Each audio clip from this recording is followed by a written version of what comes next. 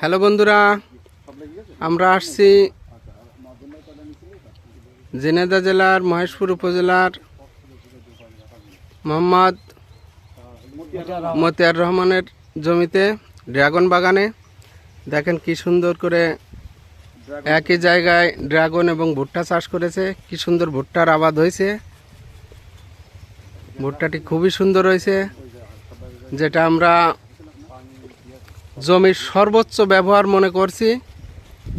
আপনারাও এভাবে করেন, তাহলে লাভবান হতে পারবেন।